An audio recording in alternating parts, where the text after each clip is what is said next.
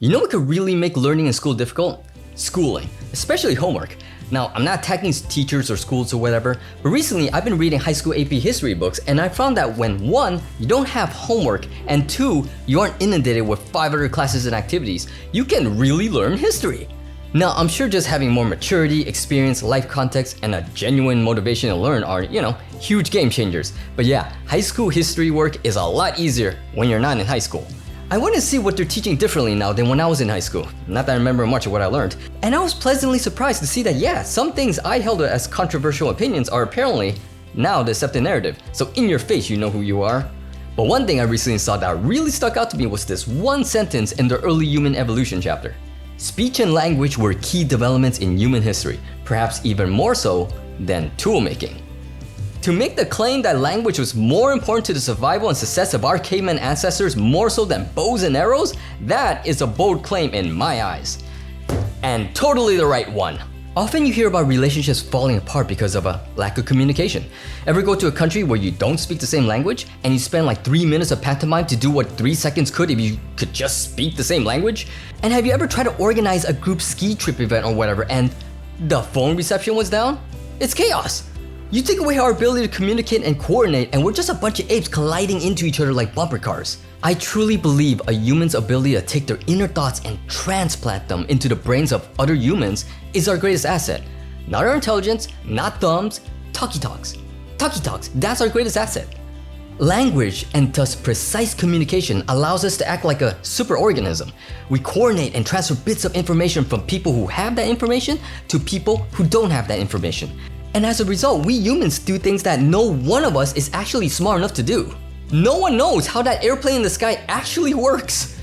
Sure, the pilot knows how to fly the plane and maybe the task of the ground crew, but does the pilot know how to machine the turbine blades to the right specifications? No, that's some mechanical engineer's job. Does the pilot know the exact workings of fluid dynamics over every surface part of the plane? No, that's some physicist nerd down in the basement. No one person is an expert in every part it takes to create and run a modern jumbo jet. A person doesn't know how planes work, but people do.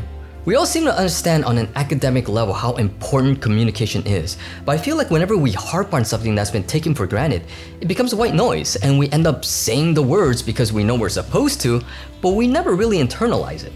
I think that's how relationships turn sour. That's how arguments begin and continue. I truly believe that's often how wars start and continue. The lack of clear, empathetic, and sincere communication. We often avoid simple words like I love you, and instead rely entirely on a subtext we assume or hope that the other person understands. And while subtext brings beautiful depth to our communications and stories, we often overassume its understanding by others. When our cave uncle ancestor was being chased down by a saber-toothed donkey or whatever, he didn't say to our cave auntie, honey, that gift you made for me last summer really meant a lot to me. No, he said, throw me the freaking spear, ugh ugh. Communications is the blood that carries the life-giving oxygen in our society, but for some reason, we often refuse to use it in its basic form when it matters most for our personal relationships.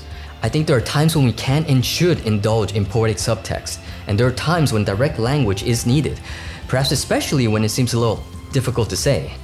I think things are usually very easy to say. We often just don't want to say them.